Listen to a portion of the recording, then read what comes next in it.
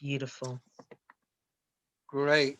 Good evening, everyone. Thank you for joining us. Um, I wrote an article about a year ago, maybe a bit longer, entitled Breaking the Chains of Insecurity.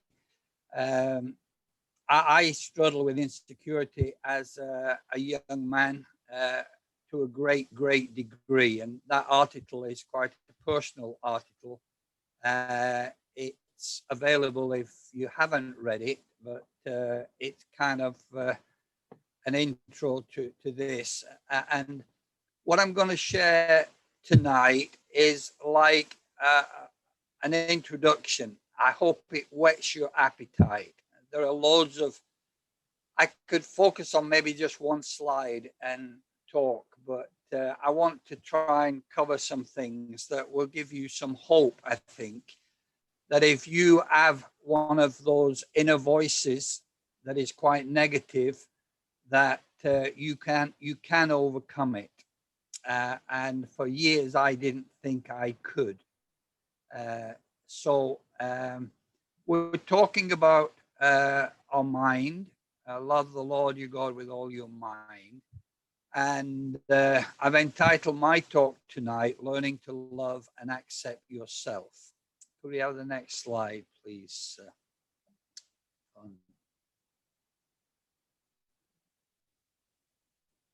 So some of you may know that I'm a trained counselor and I've worked mainly with drug and alcohol rehabilitation. But I've also had a private practice for a few years. And these are some of the quotes that people have said to me specifically. I don't like being me. I don't fit.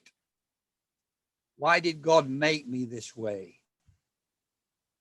If people knew the real me, they wouldn't like me. This was said by a 30-year-old beautiful young woman. I don't just dislike myself, I loathe myself. Next slide, please.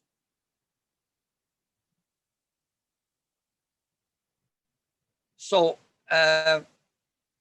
for a lot of us, and I say a lot of us, I think that there are the majority of people who have more an inferior complex than a superior complex. There are a few that are superior, but most people deep down are inferior. And some people with a superior complex, it's there to hide an inferior one. So many people have a negative self-talk, all right? Not good enough, different, don't fit, feel less than, not okay, something's wrong, not normal, and I'm false. Okay, so that's the imposter syndrome. There have been dozens of books written on that alone. Uh, and there's estimates that over 80% of people have some kind of sense of the imposter syndrome. Next slide, please. So we're talking about our mind. So it's not what you think you are, but it's what you think you are. I hope you get that. You see, a lot of people think that they don't have any power over their thinking. Well, it just came into my mind. I can't help it. That's just the way I am. That's just the way I think. Well, next slide, please. We can help how we think, but to be honest, our thinking does get fairly fixed, and changing it is not always easy. We'll talk about that later. But it's not what happens to us, that is the most significant thing, but how we view or think about what happens. I'd like you to just think about that for a minute, because it's quite an important statement. Two people can go through very similar experiences. One can feel devastated and the other can feel elated. I mean, it's really not what happens to us, but how we view it. And we view it from our internal compass that's formed very early. Let's have the next slide, please. So, understanding mental health. You know, there's a stat, excuse me, there's a stat that says that 1 in 4 people in Britain will suffer some mental health issues during their life. I really don't like that, because it really says that some people are mentally ill and other people are not. And you know, mental illness it is not you either have it or you don't have it. It's we're on a spectrum, moving either to mental health or to illness. And we're all messed up. I'm not trying to be mean, but I'm just being realistic. See, we're born into a broken world that's damaged. And that's just a true statement. If you listen to the news, you see what happens. There's some really wonderful people in the world, and there's some fantastic examples. But our world is broken, and it's we are part of that brokenness. So our sense of ourself is formed very early on, and it's influenced by quite a number of things. But some of them are certainly our upbringing, our environment, and then our personal temperament thrown into that makes all of us unique. And so we begin life at a disadvantage. There's a book that I love called The Boy, the Mole, the Fox, and the Horse by Charlie Mackay. I don't know if you can see it, but I love the book, and I just got it.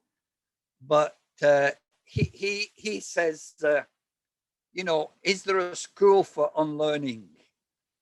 And we sometimes need a school for unlearning what's been wired into us from a very early age. Let's have the next slide, please. So here was my goal. I didn't really have a goal for many years. I just existed, and I thought I was stuck. This is who I am. I can't change who I am. I just got to make the best of it. So the goal is to have a healthy self, to be able to look at yourself. And I didn't ever look at myself in the mirror for very long. And so I was very unkept a lot of times. My wife will tell you. But to have a healthy self where you can look in the mirror and say, I like being me. To not feel inferior or superior. To accept that I am who I am and I fit in a world of unique people. And to enjoy being me. I wouldn't trade being me today for anyone else. I'm glad I'm me. And I wish I could play music. I'd love to be a musician. I wish I could do a lot of things that other people do, but I'm not jealous and I'm not envious. I just say, God, you've blessed me being me. And then to be able to navigate life's challenges, and there's certainly plenty of them, and its pain, and become better rather than bitter. Let's have the next slide, please. So there's quite a lot of scripture that encourages us to wholesome thinking. And I've just picked three, but there are many more. And I like these three. So Romans 12, verse 2 says, do not conform any longer to the pattern of this world, but be transformed by the renewing of your mind. Philippians 4:8 says, finally, brethren, brothers and sisters, whatever is true, whatever is noble, whatever is right, whatever is pure, lovely, admirable, if anything is excellent or praiseworthy, think about these things. Fix your minds on things above, Colossians says, not on earthly things. That was a free one. 2 Peter 3, verse 1. Dear friends, this is now a second letter to you. I have written both of them as a reminder to stimulate wholesome thinking. And so we can work with our mind to think. Let's have the next slide, please. You know, like eating right food contributes to healthy body.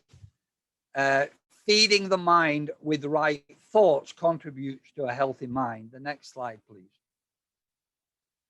So I've got 4 steps to heaven. All right. The song says there's only 3, but here's 4. So the first one is that if we're going to have a healthy self, that we don't defend, but we own. The second is to replace lies with truth.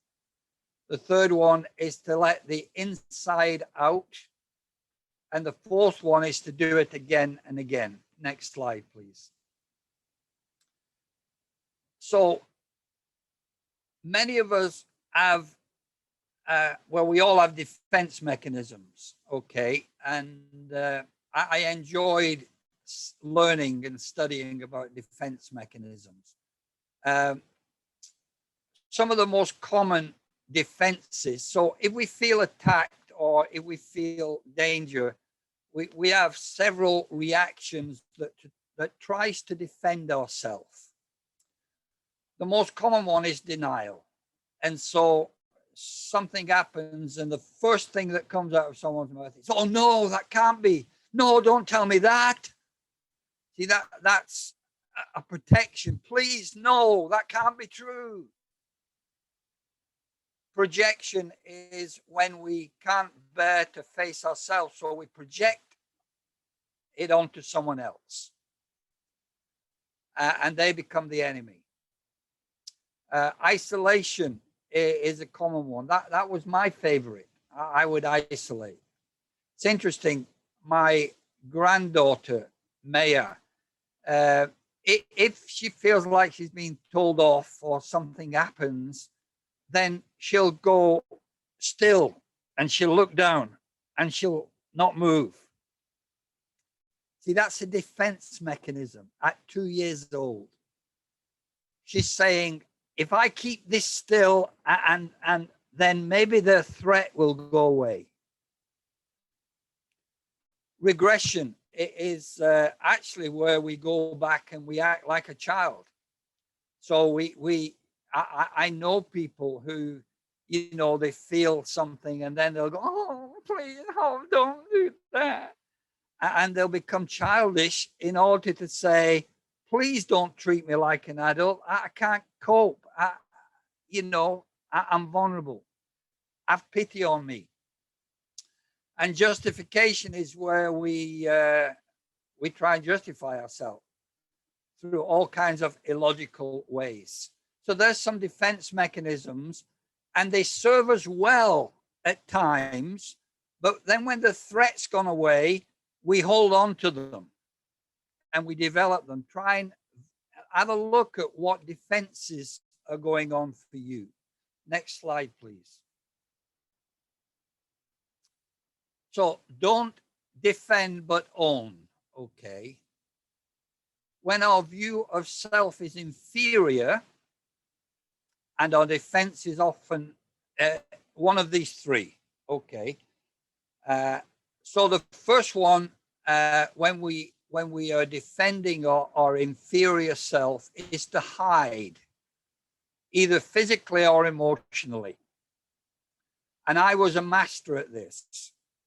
As a teenager, I was so shy and embarrassed at being me that if somebody was talking about me, I'd blush. I had red hair, I'd go bright red. And I'd want the floor to open up and swallow me. If I saw somebody on the street that I knew, I would go into a doorway and hide so I wouldn't have to face them. Another way, and I was good at this too, of defending, is to pretend. So I would tell stories of things I'd done that I hadn't done, so I would look better and feel better. And so other people would think I was better than I was. And, you know, there are some people, even in, personal training, that talk about fake it to make it. I don't like it. I don't think that you have to do that. I think you have to face it to make it. And the third one, and I've probably only got a master's in this, not a PhD, but the third one is blame.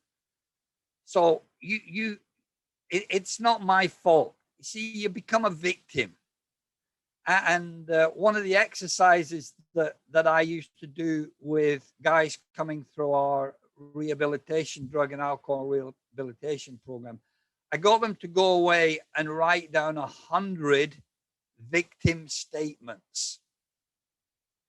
And most of them didn't have any problem doing that. It's not fair. Why me? If you only knew, you don't understand. You can go on and on and on. Catch your victim statements. Next slide, please. So rather than defend, own. Okay. So I think if you can really accept this statement and own it, it will do you a lot of good. I am responsible for my own thoughts, feelings, and behavior. Look what you made me do. I was helping a lady one time, and her husband came to my door and said, "Where's my wife? You've taken my wife." And I said, "She's not here. She's okay." And he came in the house and he grabbed me and he pushed me through a glass door. And I fell on the floor in the glass. I wasn't cut. But then he said, "Now look what you've made me do." I am responsible for my own thoughts, feelings, and behavior. No one can make you feel inferior without your consent, said Eleanor Roosevelt. Next slide, please. So when we own, it's not easy because we have to face ourselves and we have to accept the flaws as well as the good things. We have to have an honest appraisal, and that's not always easy because we're looking to other people for approval a lot of times. So the blocks to facing ourselves are often shame, fear, and isolation. And shame is a big one. Most people have some form of shame. And the idea that we're afraid to be. There was a book I read a long time ago. It was entitled Unafraid to Be. Unafraid to Be. And then we can cut off from others. We can not let people in. So there's kind of a, how are you? I'm fine. How are you? Okay, yeah. Yeah, going well. We're not connected. Nobody's fine all the time, but we don't want people to know us. And so we isolate. So facing self is often painful and it takes courage, compassion, and connection. And I think quite a lot of you will be aware of Brené Brown's work on shame. It's fabulous. When I read her book, The Gift of Imperfection, I was over the moon. I love that book. It helped me tremendously. So, The Gift of Imperfection by Brené Brown. And she has a PhD in shame. I mean, she's studied it out. She's interviewed thousands of people, and she's connected the dots. And so you need courage to be yourself and be real and be vulnerable. That takes courage to say it like it is. And you need compassion, both on yourself. So a lot of us are very hard on ourselves. And we need to realize that we're limited, messed up people, and have a bit of compassion for yourself and for others, and show it to others. And then connection. No man is an island. If we're not connected with someone on a real level, then we're really not going to know ourselves. Let's have the next slide, please. So here's an aside, and I make no apology for this because I've been part of creating this, and I apologize for doing that. But sadly, some forms of Christian religion have strengthened the barriers to self, to knowing self, rather than break them down. So, for example, if you grow up in a Christian family, then you're supposed to be good. And no one's good, only God. And so you're not good enough. There was some sisters who went to a teen Bible discussion one night, and they came home and they came in the house, and their dad said to them, "How was it, honey?" And she says, "Oh, you know, Dad, same old. God is good. You're not. Try harder." And you know, that's often the message that we hear in church. And we go away feeling like, can't do this. Fear. Sometimes there's manipulation in churches where the threat of rejection or judgment or punishment or shame to feel failure are used to try and get people to conform. And that's bad. And then isolation. You know, you can be part of a group that thinks they're the ones who've got it all together. We're the good group. Stay with us, you know. And then you become part of a bubble. That's a phrase that we've learned this year, isn't it? And you're only safe in this bubble. Please don't go outside. Don't listen to them. Don't go meeting with them because they'll corrupt you. Okay. But then the bubble becomes unsafe. And then you're stuck. Next slide, please. So the second thing is to replace lies with truth. And again, none of this is easy. I'm sorry, there are no easy answers, but there are answers. And you know, most of our lives, I've read several books on straight and crooked thinking, one of them's called. And I just read one last year about the way we don't think logically. Most of us don't think logically. I'm sorry. And so we believe lies. You know, they're trying hard to convince people that the vaccine is safe. And there's still people who say, no, it isn't. You can't convince me. I know better. So we've learned the phrase this last year about fake news. And There's tons of conspiracy theories. Don't convince me, don't confuse me with the facts. My mind is already made up. Now, it's not surprising that in a world ruled by the devil, that lies are a common feature in our everyday life. He is called in John 8 the father of lies. And he lies all the time. He wants to deceive. The first lie he told, you won't die. But we know we do. And he lied. Next slide, please. I want you, before we move on, to think about the lies that you believe. Okay. So many of us have basic assumptions that we don't question. Okay. So, and a lot of them are wrong. Some people have a basic assumption, I'm bad. And they just think they're bad. Or the world is dangerous. Some people have that as a basic assumption. Can't trust anyone. And you think about these basic assumptions that become a foundation for our lives that we don't question. We need to try and understand what lies we've been told, even by good people. You see, my mom told me a lie. Now, my mom was wonderful and I love her, always love her. But she felt sorry for me.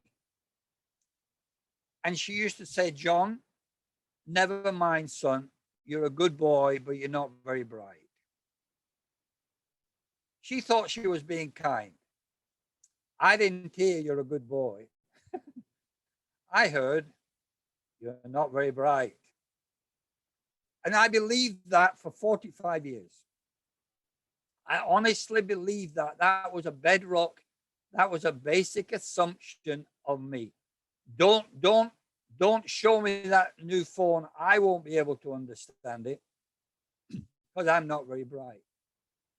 Oh, reading. I couldn't read when I was 11 years old because I'd sit in class thinking, I can't do this. I can't do this. I can't do this. I'm not very bright. We need to weed out the lies that we believe. Then you will know the truth, and the truth will set you free. God made us. God knows how we tick. And if we have his understanding of ourselves, then we'll know ourselves and we'll be able to accept ourselves because he accepts us. Next slide, please. These are some truths, and I could have put about 350 on this page, okay? But here's just a few. When God made me, he said, very good. I am made in God's image. He didn't make a mistake. Even in my failure, I am pursued by God. We can have confidence to get help from God because he knows we are weak. You can trade anxiety for joy and peace. They're just some of the promises. First Peter chapter 1 talks about very great and precious promises so that we can partake of the divine nature. Wow! I think that makes me pretty special. Not above others, but pretty special. Next slide, please. The third thing that I want to encourage, and this is hard as well, is to let the inside out. Think about this statement. The greater the difference between what is going on the inside and what you show on the outside, the greater the harm you do to yourself. And so the aim is to try and be authentic, to try and be real, to try and be genuine, to try and be honest, to try and be open, to be vulnerable.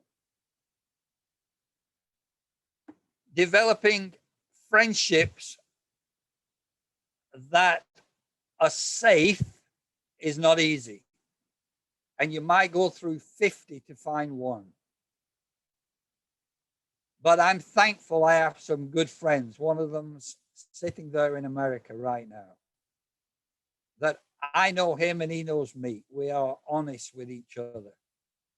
And no pretense. And we need that. And you know, you can try and trust someone and it backfires on you. They go talk about you to somebody else, or they try and appease you and tell you, oh, never mind, it doesn't really matter. That doesn't help. But there are people who will listen and understand and accept you. And we've got to find those relationships. And sometimes if you're struggling to do that, then you might need to want to see someone who's been trained to do that professionally. Let's have the next slide, please. So secrets keep you sick. And I really believe that. I had a friend called Doris. She used to work for me. And she had been an alcoholic for about 40 years of her life. And she used to have a phrase, and she used to talk about stinking thinking. She'd been in recovery about 15 years. And she was a lovely lady. But she sat down with me one day in her living room, and she was 65. And she said, you know, when I was a teenager, I was abused sexually. And she told me about it. And she said, you're the first person I've ever told. And I went, wow. And I could understand why she'd been an alcoholic for 40 years of her life. She was hiding a secret that really didn't belong to her. But secrets keep you sick. Connection is the antidote to shame. Because I can own my mess. I can tell you I'm not very, very good at some things. And I don't care because I am who I am today. Let's have the next slide, please. So, getting the inside out, getting someone who you can be real with, who you can talk to. And lastly, do it again and again. So I'm sure I've run over time, but here we go. Changing our thinking takes time and perseverance. Okay, I used to use an illustration with guys, and I'd say, you know, we have these records going on. What are some of the records going on in your brain? So we have, try and get aware of your thinking. Try and stop and think, what's going on? What's the record that plays in my head? See, there you go again. You're stupid, stupid, stupid. Ah, that's the record that's going on. What's your record that's going on? You see, and the needle gets stuck in the groove. And you think, I'm calling myself stupid a lot. I'll stop doing that. So you take the needle out of the groove, but guess what? Something happens in the next 10 seconds and bang, the needle gets back in the groove again. And maybe 10 times a day it gets knocked back in the groove. And 10 times a day you take it out and you say, no, I am not stupid. And you know, someone said, you can't stop a bird landing on your head, but you can stop it making a nest there. And you know, these thoughts, so people say, oh, I just think that way. I don't know where it comes from. Or, well, that's okay. But you can talk back to it and say, no, go away. I am not having you now. However many times you knock at my door, I will send you away. but you've got to be able to replace it with something else. And so you've got to do this again and again. Somebody said 20 paces into the forest, 20 places out to get out. So if you've been thinking this way for 15 years, guess what? It's going to take a while for you to undo all of that and keep doing it again and again. I've talked about I'm not very bright. I don't believe that anymore. I believed it for 45 years, but it was a lie. I love A Beautiful Mind. I'll finish with this. In the film A Beautiful Mind, it's based on a true story of Dr. Nash, a professor in America. And he goes crazy. He starts hearing voices and seeing things. And he has hospital treatment, and he eventually gets back in his post at the university. And he wins a prize. He's a brilliant mind. And he's interviewed on the steps of the university at the end of the film. And the interviewer says, Dr. Nash, have the voices gone away? And he says, oh, no, they haven't gone away. I've just learned not to listen to them anymore. And so some of our voices won't go away, but we can listen to a different record and we can change our track. Let's have the next slide, please. I love this prayer. So we'll end with this prayer. I keep asking that the God of our Lord Jesus Christ, the glorious Father, may give you the spirit of wisdom and revelation so that you may know him better. I pray that the eyes of your heart may be enlightened, opened, in order that you may know the hope to which you have been called, the riches of his glorious inheritance in his holy people, and his incomparable great power for us who believe. That power is the same as that mighty strength he exerted when he raised Christ from the dead. We have a God who made us on our side, and he wants us to have our eyes open to the wisdom and revelation that he brings so that we can say, I am happy to be me. I love what God did for me. Next slide, please. Thank you. If anything we've talked about tonight, or I've talked about tonight, triggers something in you and you want to speak more, just drop me an email, jprose.partington@gmail.com, and I'll be happy to talk on an individual level. Thank you very much. We'll open it up. Thanks.